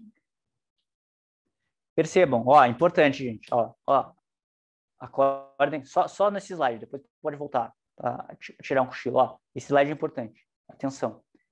Experiências infantis modelam nossas crenças. Experiências infantis modelam nossas crenças. Como eu vivi essas 200 mil horas com meus cuidadores, vai fazer eu ver o mundo de uma determinada forma. Experiências infantis modelam nossas crenças. As nossas crenças, a visão que eu tenho de mim, do outro e do mundo, é como nós vamos enxergar as coisas. Como nós vamos daí interpretar as situações. Os exemplos que eu dei, do Roberto, da Júlia e do Arthur, é as interpretações que eles têm das situações. As interpretações têm a ver com a infância, como eles foram criados. As experiências infantis modelam nossas crenças. As crenças vão dizer como a gente vai interpretar as situações. E como a gente interpreta as situações vai definir como a gente sente as coisas. Maior ou menor valência. E como a gente sente as coisas vai determinar como a gente vai agir. Qual comportamento a gente vai ter. Aqui, isso faz sentido, né? Não são os fatos em si, mas a maneira como a gente pensa os fatos, interpreta os fatos, que altera o nosso estado emocional. Não são os fatos, mas como a gente interpreta os fatos que altera o nosso estado emocional. Tá vendo? Qual que é o papel do terapeuta? Ir mostrando para o paciente esse processo. Por que ele age como ele age? Por que ele sente como ele sente? Por que ele pensa como ele pensa? Na terapia cognitivo-comportamental Beck, que é essa que vocês vão aprender no curso, que começa logo mais, a gente trabalha com alteração de pensamentos, né, para alterar as emoções. A gente também trabalha numa linha que junta isso que eu estou falando com uma pegada comportamental, que vem lá do behaviorismo, do comportamentalismo. A gente também faz exposições, trabalhos comportamentais, porque mudanças comportamentais práticas também alteram estados emocionais. Já falo sobre isso. Tá? Mas nós vamos fazer esse processo do paciente se tornar seu próprio terapeuta. Porque esses pensamentos que eu falei do Roberto, da Júlia e do Arthur, aqui, passo por passo, repetidas vezes, dá para pegar. Mas vocês, e eu incluso, estão tendo pensamentos automáticos a todo instante, pessoal. Quando eu estou falando aqui, vocês estão tendo milhares de pensamentos automáticos. Ah, estou gostando, não estou gostando, estou com fome, não estou com fome, eu preciso ir no banheiro fazer xixi, mas vou segurar mais um pouco, mas que legal isso que ele disse. Ó, que legal isso que ele disse, emoção, entusiasmo, vou anotar. Porra, isso não faz sentido nenhum, cara. Tédio. Fecha a live. Entendem? Comportamento vai ter a ver com emoção, que vai ter a ver com interpretação. Fiquei com uma dúvida. Como alguém que na infância foi super protegida, quando cresce não possui medos e se arrisca? Não possui medos e se arrisca. O normal não seria ser medroso? Aí nós vamos ver no curso que é o seguinte. O que eu faço com esse medo pode ter 3 vertentes.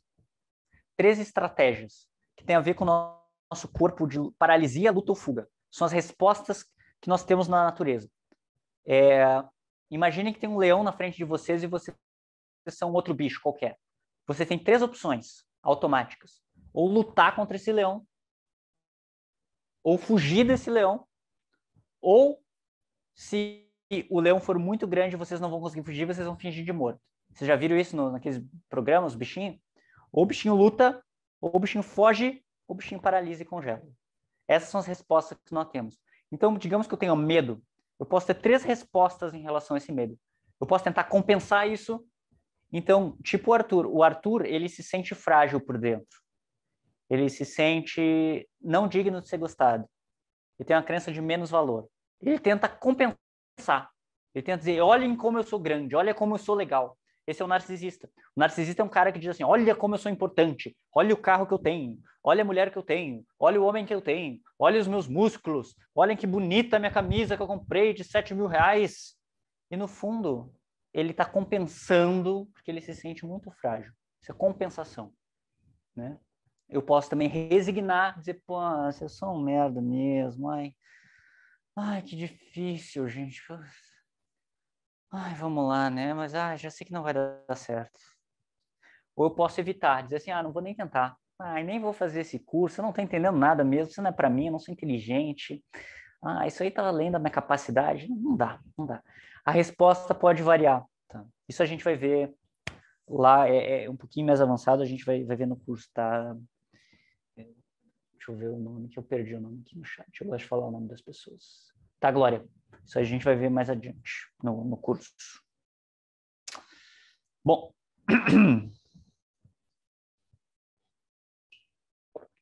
então, a gente vai fazendo o paciente entender o seu funcionamento, de nada. A gente vai fazendo o paciente entender o seu funcionamento para ele se tornar seu próprio terapeuta. Para ele conseguir monitorar a forma como ele pensa e conseguir conversar com essa forma. Tá chovendo forte aqui, gente. Então, com o paciente, nós vamos fazer o quê? O caminho reverso. O paciente vai chegar com uma queixa, normalmente associada ao comportamento, à emoção. E nós vamos, do comportamento, mostrar a emoção. Da emoção, mostrar como ele está interpretando. E essa interpretação, às vezes, só esse trabalho já é suficiente para a pessoa ir lá, bem bela, resolver seus problemas. Às vezes, a gente precisa entrar mais a fundo e trabalhar as experiências infantis. Tá? Mas, para a maioria dos casos, isso aqui funciona é o suficiente. Esse explorar as experiências infantis, aí para alguns casos ou transtornos de personalidades, é algo que a gente vai trabalhar também. Aí tem outros, a terapia cognitivo-comportamental trabalha com isso, tem outras terapias que também são mais focadas nisso, como a terapia que eu pratico junto com a cognitivo-comportamental na minha prática clínica, com os meus pacientes, que é a terapia do esquema, terapia focada na emoção, tá? Tem cursos na Weiner sobre isso. Se vocês também se interessarem, procurem no YouTube, abram o YouTube aí, digitem Mundo Psico Weiner, ou digitem Fernando Rainho, que sou eu, Fernando Rainho Weiner no YouTube. Vocês vão encontrar algumas videoaulas lá sobre TSC, sobre terapia do esquema. Dêem uma olhadinha no canal que vocês vão gostar, tá? No meu Instagram também tem material, enfim.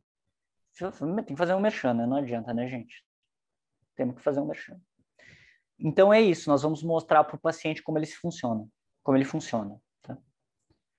Transtornos mentais, o que são? Aqui eu vou dar uma pincelada muito breve, até covarde. Transtornos mentais são alterações de funcionamento que prejudicam o desempenho da pessoa em uma ou diversas áreas, na família, no social, no trabalho, nos estudos, que são as áreas que nós temos, né? Social, relacionamento íntimo, família e amigos. Então, alterações de funcionamento que fazem o paciente ter sofrimento. Não, transtorno mental é um sofrimento mais crônico, não agudo. Então, assim, gente, poxa, alguém morreu na minha família, eu vou me sentir triste, vou ter sofrimento. É normal que isso aconteça. Pô, eu tive um término, eu vou ter sofrimento. É normal que isso aconteça. Agora, alguém morreu faz 10 anos e eu estou sofrendo por isso, talvez tu esteja preso a alguma coisa que precisa ser trabalhada. Pô, eu tô ansioso o tempo inteiro. Digamos que eu tenho, nossa, olha só, eu tenho a prova da minha vida, eu estou estudando medicina, eu tenho vestibular amanhã. É normal que eu fique ansioso. Pô, como é que eu não vou ficar? Eu tenho uma apresentação importantíssima para o chefe da multinacional que veio lá de Tóquio para me ver. Porra, é normal que eu vou ficar ansioso. Agora, não tem nada muito importante rolando, como a Júlia, e eu estou ansioso o tempo inteiro. Pô, talvez tu esteja preso a alguma coisa. Esse preso a alguma coisa que a gente chama de transtorno mental. Tá? Então, é um padrão de funcionamento, seja de pensar, agir assim, que causa sofrimento crônico. Sou da linha aqui, transtorno mental, e isso está em todos os critérios dos manuais nosológicos que diagnosticam transtorno mental, que é um padrão de funcional, de sofrimento, ou de comportamento, ou de pensamento, que causa sofrimento significativo a si ou a outros. Sempre tem um critério, normalmente é o critério D. causa sofrimento significativo a si ou a outros. Se não causa sofrimento, é só um jeito de ser. Como eu disse, eu sou mais obsessivo. A minha esposa é mais ansiosa. Está dentro de um espectro ok, não causa sofrimento nem a ela, nem a mim. Cada um, a gente vive em harmonia, em equilíbrio. Tá ok, segue a vida. Agora, se causa sofrimento, a minha obsessividade faz com que eu não tenha momentos de lazer, eu só penso em trabalho o tempo inteiro, e ela começa a reclamar disso, e daqui a pouco a gente começa a brigar, e eu quero descansar, mas eu não sei como, porque eu me culpo. Talvez eu esteja preso a alguma coisa. Então, o transtorno mental é estar preso a alguma coisa que a gente não quer. A gente quer fazer diferente e não consegue. Tá? Algo desadaptativo. Então, vamos dizer, a título de curiosidade, assim, estou inventando, tá? Que o Roberto, ele está preso a um passado que não existe mais. Digamos que ele poderia ter um critério de luto complicado ou depressão. A Júlia, ela na tentativa de controle sobre tudo, ela fica numa batalha constante de pensamentos, de preocupações, a ansiedade fica sempre ali.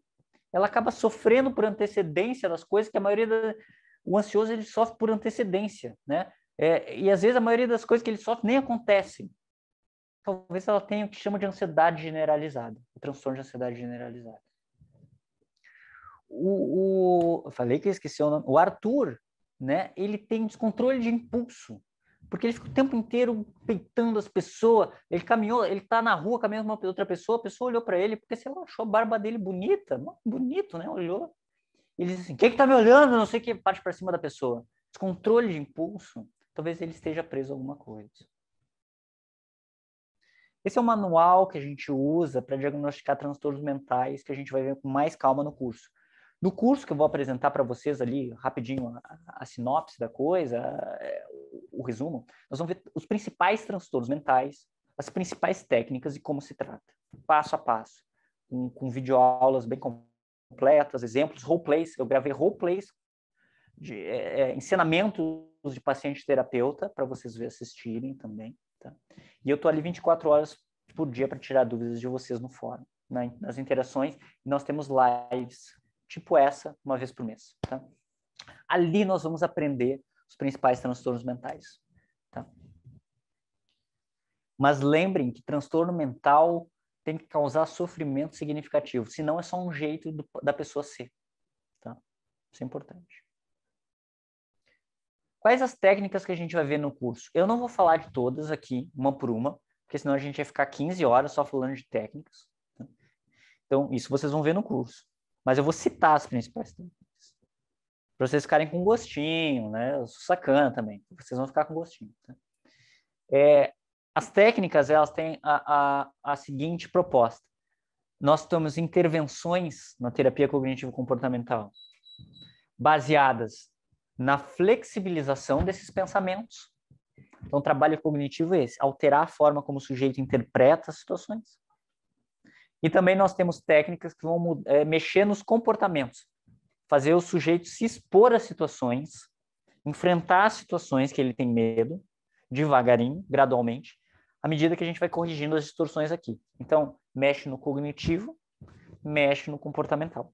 Então, terapeuta e paciente vão formar uma dupla que vai se experimentar em uma nova forma de enxergar e de experienciar o mundo. Não é uma terapia unilateral, é uma troca, é uma conversa, tá? Então não tem muito aquela pegada como a psicanálise, que é outra, são outras técnicas também, legal, também funciona, mas é uma outra pegada, que é a pessoa fala, e o terapeuta só faz alguns apontamentos, não conversa. Terapia cognitivo-comportamental é uma conversa. O terapeuta vai perguntar coisas, vai fazer a pessoa pensar sobre, vai propor um exercício para a pessoa tentar fazer. A ideia é que a pessoa sempre consiga, aos pouquinhos, chegar mais perto de um objetivo. Ela é uma terapia mais focal em relação ao problema que a pessoa quer resolver, trabalha-se aquele problema e segue a vida. Então, a gente não vai mexer onde não precisa mexer, terapia é mais estruturado para esse foco. Tá? Quais são as técnicas cognitivas? Nós vamos ver no curso psicoeducação, que é o paciente entender o seu funcionamento. Nós vamos trabalhar com registro de pensamentos, que é um pouco isso que eu demonstrei nos exemplos de hoje, espero que tenha ficado claro. Um registro de pensamentos pô, por que eu agi como eu agi? Por que eu senti como eu senti? Ah, porque eu pensei de tal forma. Então, nós vamos começar a captar a forma como a gente interpreta os eventos para conseguir conversar com esses pensamentos, gerar pensamentos alternativos a esses automáticos. Existe uma técnica chamada questionamento socrático, que é fazer o paciente pensar o porquê das coisas. Seta descendente, que é uma técnica que a gente vai mergulhar lá na crença, tentar reestruturar essa crença. Às vezes, técnicas de vantagens e desvantagens de determinada ação ou comportamento, que vai ter a ver com os estilos de enfrentamento do paciente. Nós vamos trabalhar muito evidências a favor e contra um pensamento, uma crença. Então, aquele exemplo do professor pô, uma pessoa estava dormindo na tua aula, 59 estavam prestando atenção. Isso é sinal que a aula estava ruim? De que forma tu interpreta isso? Por que te leva a esse viés? O que isso diz sobre ti? São perguntas que a gente vai fazer para fazer a pessoa pensar sobre ela mesma. Tá? E contínuo cognitivo, que não é nem preto nem branco, né?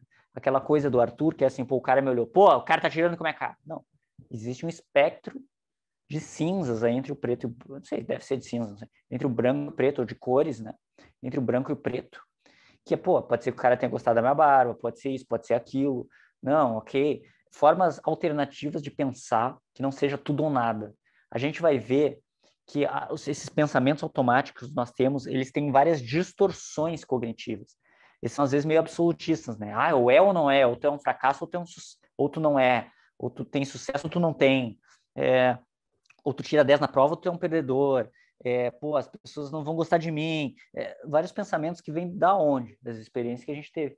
Mas, muitas vezes, o mundo não é tão hostil assim, ou já mudou como era da infância, e a gente está pensando da mesma forma, a gente está preso naquela forma de pensar. O terapeuta cognitivo vai fazer com que a pessoa pense de uma forma alternativa, dada a realidade que se apresenta de momento, também mudando o comportamento do sujeito. Então, o Roberto, nós vamos mostrar para o Roberto que ele pode ser gostado por quem ele é, que não tem algo de errado com o jeito dele ser. De que forma a estratégia que ele está usando de evitar só a Cíntia, faz com que ele perca a oportunidade de conhecer outras pessoas que vão suprir tanto quanto a Cíntia, de outras formas. Nós vamos mostrar para a Júlia que ela pode abrir mão da ilusão que ela tem do controle das coisas, né? Que existem coisas que estão fora do nosso controle, que vale a pena se arriscar em alguma dessas coisas. E que ela vai ter que tolerar a incerteza de que coisas ruins podem acontecer, mas que mesmo assim o mundo é um local relativamente ok para ela se experienciar em algumas coisas. E que ela é capaz de lidar com desafios e situações difíceis. Se der errado, ela consegue tolerar. Nós vamos mostrar para o Arthur que ele não precisa ser o melhor em tudo, ou que todos concordem com ele para ele ser gostado. E mostrar porque os comportamentos agressivos que ele tem acabam até afastando as pessoas que gostam dele, confirmando a crença de que ele não é digno de ser gostado, ou fazendo com que ele perca oportunidades de crescimento e desenvolvimento. Né? Técnicas comportamentais. Então, não basta o paciente ter um insight de, puxa, a forma como eu estou pensando realmente não faz sentido. É preciso que ele se desafie comportamentalmente a tentar fazer diferente. É preciso que a Júlia vá lá e experimente algum risco. É preciso que o Roberto vá lá e diga, tá, deixa eu tentar então com outras pessoas. Né? Então, isso é a parte comportamental. Né? Terapeuta e paciente vão se expor juntos a essas situações. Agora, o paciente vai ter um aliado que vai ajudar de uma maneira muito carinhosa, afetiva e próxima a esse paciente se expor ao que ele teme, ao medo que ele tem. Testar uma nova realidade juntos. Romper um pouco esse cordão que ficou ali da infância. Tá? Então, nós vamos trabalhar no modelo cognitivo, comportamental Beck, Ellis, que vocês vão ver no curso, técnicas de exposição. O paciente se expor gradualmente ao que ele teme. Então, assim, eu sou uma pessoa que tem ansiedade social. O que é ansiedade social? Exemplo, né? Ansiedade social. Eu tenho receio de falar com pessoas na rua, com mulheres, com homens, com amigos. Eu tenho medo. Técnicas de exposição a gente vai gradualmente falando aos pouquinhos. falando por mensagem, falando na internet, depois no Tinder, depois um encontro ao vivo, gradualmente. Eu tenho medo de falar em público. Primeiro tu vai apresentar para tua esposa, para teu cachorro, depois para ti mesmo no espelho, depois para tua esposa, depois para os amigos, depois fazer uma apresentação. Gradualmente a pessoa vai se expondo ao medo que ela tem. Junto a gente vai ressignificando, porque ela tem esse medo, vocês se lembram, não é de graça. Esse medo é, se eu fizer errado, não vão gostar de mim, por exemplo. Por isso ela tem medo, ela evita. Então nós vamos trabalhar nesse, olha, se tu fizer errado, as pessoas vão continuar gostando de ti, e vamos tentar se expor para ver o que acontece. Essas duas frentes. Nós vamos, então, trabalhar, às vezes, técnicas de relaxamento. A pessoa, às vezes, tem uma emoção tão exacerbada que a gente precisa, como terapeuta, trabalhar em como a pessoa consegue regular aquela emoção. A ansiedade é tão forte que nós precisamos fazer técnicas comportamentais para baixar essa emoção, para a pessoa tolerar essa emoção. A tristeza é tão grande que eu preciso fazer técnicas comportamentais de como lidar com a tristeza quando ela é tão forte assim, para depois trabalhar o cognitivo comportamental. Às vezes a gente tem que entrar na emoção. Nós vamos aprender isso no curso também. Né? Dessensibilização sistemática e habituação são processos de exposição que nós vamos ver no curso. Tá? São técnicas de exposição. E às vezes nós vamos trabalhar com o paciente, na parte comportamental, treino de habilidades sociais. Acho que agora eu borrei minha câmera, né? Não sei. Show. Voltou? Espera aí. Vou fechar. Vou abrir. Tô nítido? Espero que sim. Treino de habilidades sociais. Então, às vezes a pessoa não tem habilidades de... evitou tanto conversar com os outros, se expor, sair com alguém, que ela não tem nem repertório para fazer isso. Então, por exemplo, seria o caso do Roberto. Nós vamos treinar com o Roberto como conversar com alguém, como chegar com alguém num barzinho, numa festa, no Tinder, como conversar com um amigo, como manter uma conversa. Parece bobo, mas isso é uma habilidade a ser conquistada. É uma habilidade a ser treinada. Ninguém nasce sabendo.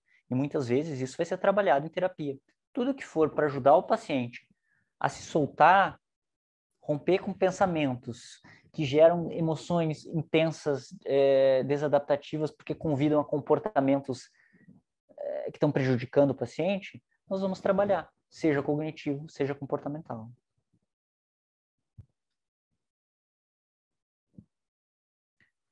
E o principal, que nessa versão da formação vocês já vão ter, os outros colegas não tiveram, vocês vão ter modo de relação terapêutica, que é algo que eu prezo muito dos meus atendimentos. Eu trabalho com terapia cognitivo-comportamental, essa que vocês vão aprender.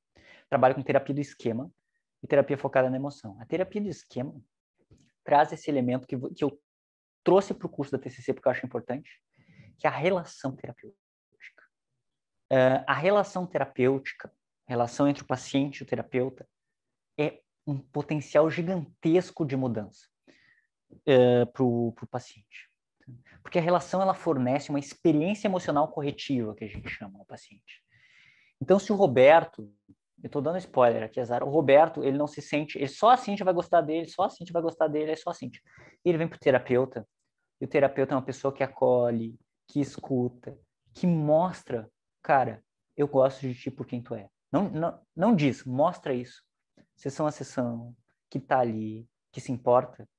O Roberto vai ter o nutriente emocional que a Cíntia deu. E ele vai dizer, olha, provar o gostinho e dizer, pô, existem relações humanas que também dão isso, hein? E não é só a Cíntia, hein? Então está ocorrendo uma série de processos de reestruturação ali. Claro que não é consciente isso, mas no momento que vocês têm uma relação que cura, uma relação que dá o que faltou na infância, a gente chama isso de reparentalização. O terapeuta vai dar o que faltou na infância. Às vezes é afeto, às vezes é presença, às vezes é alguém que diga, vamos tentar junto, eu tô aqui, eu te escuto, me conta sobre tua dor, junto com as outras técnicas, né? Não é só isso, mas esse papel é importante. Às vezes é limite, dizer isso não pode, eu não gostei, tu me machucou, né? Pega o caso do Arthur. O Arthur, quando ele perceber, quando ele pisar na bola na terapia, dizer, sei lá, pô, não sei, desculpa, cara, cheguei atrasado. Eu dizer, pô, Arthur, tranquilo, não tem problema. Que bom que tu tá aqui. Gosto muito de conversar contigo. De uma maneira autêntica e genuína. O Arthur vai sentir dizendo, pô, olha aí, eu pisei na bola, eu errei, eu não fui o melhor. E meu terapeuta me aceitou. Ou seja, eu estou fazendo o que faltou lá atrás. O que faltou lá atrás é o pai dizer, Arthur, pouco me importa se tu foi segundo, se tu foi primeiro no campeonato de judô. Eu estou muito feliz que tu se divertiu, que a gente estava aqui junto e teve um bom momento. Gosto muito de ti, meu filho. É isso. Dizer isso era o que o Arthur precisava escutar para dizer, as pessoas gostam de mim por quem eu sou, não pelo que eu desempenho. E o terapeuta fazendo isso na relação é uma experiência emocional corretiva. É algo das coisas mais potentes que existe no mundo, gente. O paciente vai provar o que ele não teve lá atrás. Ele vai gostar de ter essa necessidade suprida. E isso vai reestruturar meio que magicamente um pouco as crenças e a forma dele de interpretar o mundo. Porque ele vai dizer, porra, com alguém as coisas são diferentes. E se com o Fernando pode ser diferente, tem outras pessoas que também podem fazer diferente, eu vou atrás disso. Então, o paciente vai experimentar em um ambiente seguro de aceitação as necessidades emocionais que ele nunca teve, advindas da relação terapeuta-paciente. Então, Roberto vai se sentir próximo do terapeuta. Opa, relações humanas são possíveis, não é só assim que posso buscar essa troca. A Júlia, ela vai se sentir protegida pela figura do terapeuta, vai fornecer autonomia de forma gradual. Então, ó, Júlia, tenta, se não der, me manda uma mensagem dizendo como é que foi, a gente conversa um pouquinho.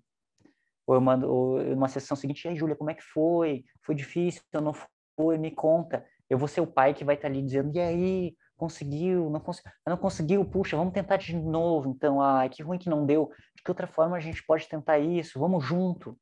É isso que ela precisava lá atrás. Eu não vou estar dizendo, não, fato que é perigoso, Júlia não tenta, meu Deus, vai dar errado. Vamos, Júlia. Pô, não deu certo, pô, que ruim, né? Vamos experienciar essa tristeza juntos, tá? Experienciando. Né? Vamos tentar de novo agora, Júlia. O que tu acha? E ela vai.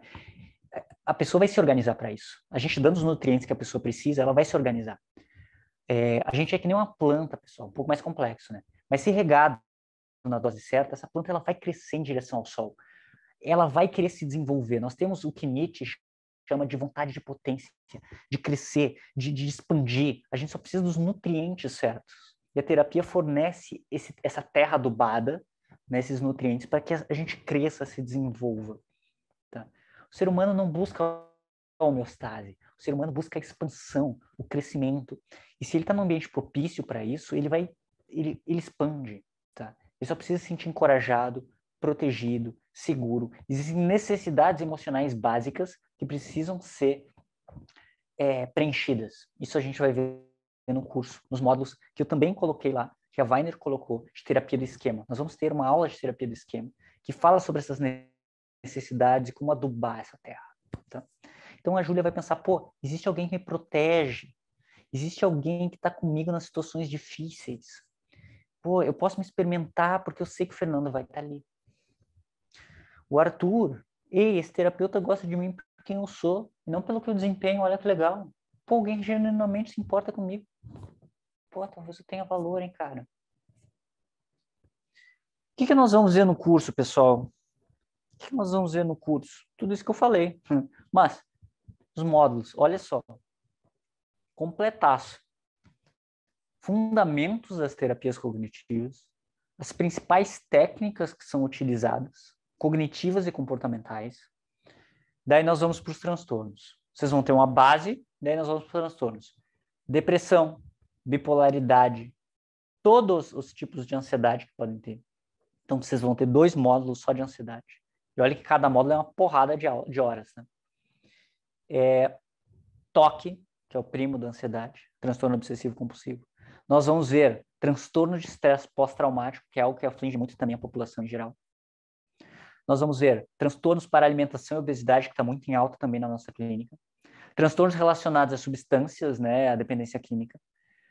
Nós vamos ter 2 módulos disso, que é um assunto bem delicado e legal, interessante de tratar, às vezes desafiador. Nós vamos ver terapias cognitivas para disfunções sexuais e parafilias. Nós vamos ter um módulo só de neurociências e psicofarmacologias, porque o terapeuta cognitivo, ou qualquer terapeuta, tem que ter um conhecimento sobre o funcionamento do cérebro anatômico e a psicofarmacologia. né? Remédios da psiquiatria que trabalham em conjunto com a psicologia para alguns transtornos mentais. E aí nós vamos ter módulos também de transtornos de personalidade. Tá? E para isso a gente vai aprender, dar uma pincelada bem legal sobre terapia focada nos esquemas. Tá? Terapia, daí também nós temos para crianças, né, infância e adolescência, para quem vai trabalhar com essa área. E aí nós também colocamos módulos de avanços teóricos e práticos em terapias de terceira onda. Terceira onda são terapias que estão surgindo agora. Então, terapia comportamental dialética, terapia de aceitação e compromisso, entre outras. Nós também vamos ter, com professores de referência na área, conteúdo sobre essas atualizações, para vocês terem uma formação base sólida, saber fazer bem feito o cognitivo comportamental, mas também saber navegar nessas outras áreas. Caso vocês queiram depois fazer alguma outra formação, a Weiner também tem, mas aqui vocês vão aprender o grosso, o básico, vocês vão sair terapeutas, tá? E aí tem essas pinceladas aqui para outras formas de terapia que também agregam ao cognitivo comportamental. Deixa eu ver se tem mais. É isso. Muito obrigado, pessoal. Eu vou voltar aqui para o slide para vocês terem o contato. Tá? Eita, quanto slide! Aqui. Aí estou eu de novo, bem belo, tá? Esse é meu consultório virtual, esse sou eu, meus contatos. A Weiner também, através do Ivaldo, através do Joseph, vocês podem contactar eles, vocês podem contactar a Weiner, só jogar no Google Weiner, weinerpsicologia.com.br, Instagram, @weinerpsicologia. Qualquer forma de contato, façam um sinal de fumaça, vocês conseguem se matricular nesse ou outros cursos da clínica. Tá? Me sigam lá no Insta, gente, vou gostar, tá? E eu acho que é isso, tá? Espero que tenham aproveitado. Muito obrigado, pessoal. Obrigado, Glória, pela interação. Obrigado aos outros colegas também que participaram, né, até essa hora aí, observando atentamente e tal. Tá bom? Espero que tenha agregado alguma coisa no conhecimento de vocês e tenha dado o aperitivo para vocês fazerem esse curso que eu fiz esse curso. Gostei muito e me agregou muito na minha formação, na época que eu estava lá me formando e me especializando nessas questões, tá bom? Obrigado, Fábia. Obrigado a todo mundo. Obrigado também ao Ivaldo e ao Joseph que ficaram aí na parte técnica, respondendo as dúvidas, interagindo também. Tá? Obrigado, Glória. Obrigado a todo mundo.